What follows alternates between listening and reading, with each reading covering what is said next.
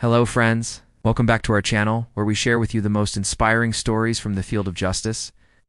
You can hear about the craziest court rulings that sometimes seem unbelievably unfair, but this is not about that today.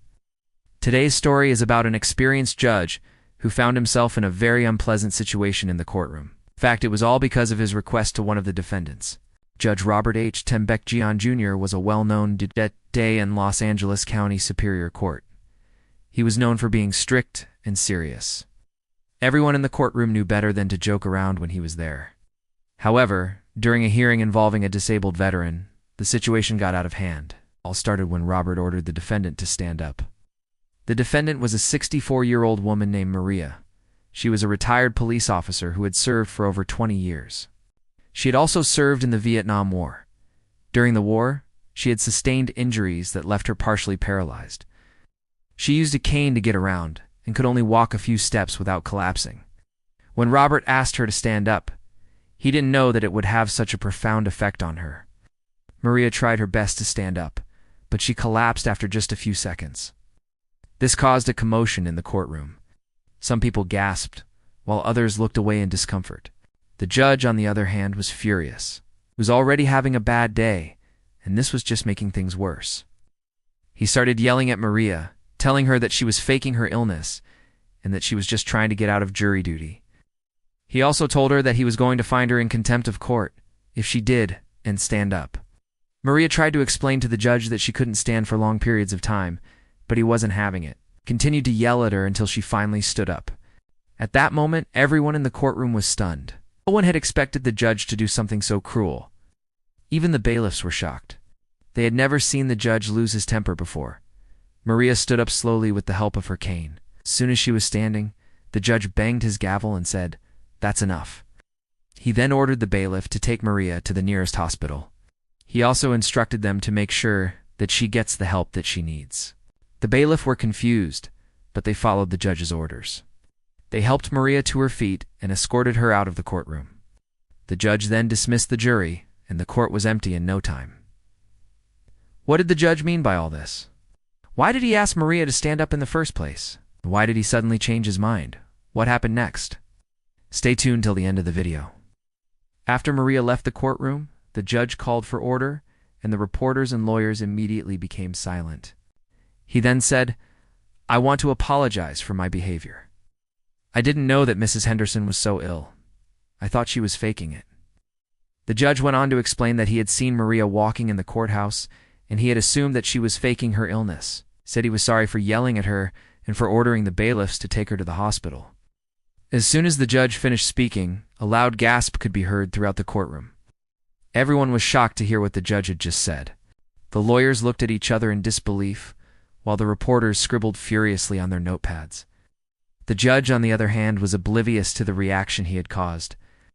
He continued speaking, saying that he had been a judge for over 20 years, and that he had never made a mistake like this before. He said that he was very sorry, and that he would do anything to make it up to Maria. He then dismissed the court and told everyone to go home. He said that he would personally call Maria to apologize and to arrange a meeting to discuss her case. The lawyers and reporters left the courtroom, but not before exchanging uneasy glances. They had never seen a judge behave like this before. They were worried about what would happen next. Meanwhile, Maria was lying in a hospital bed.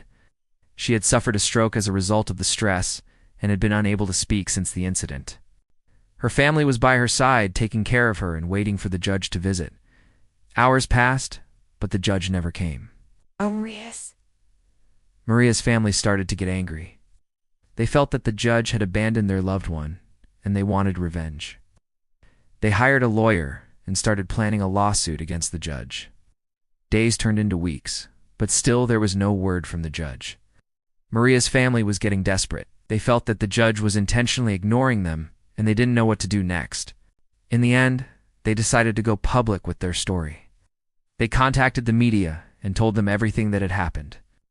The story quickly became national news, and everyone was outraged. The judge, on the other hand, was unfazed. He continued to preside over cases as if nothing had happened. He didn't apologize or resign. He also didn't offer to pay for Maria's medical expenses.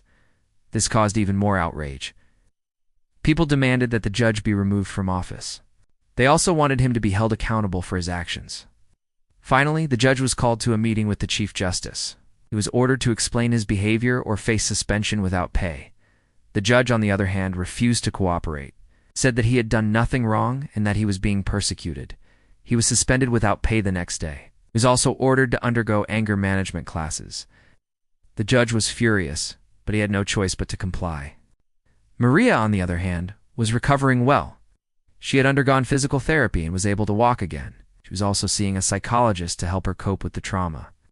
When the judge visited her, he apologized again and offered to pay for her medical expenses.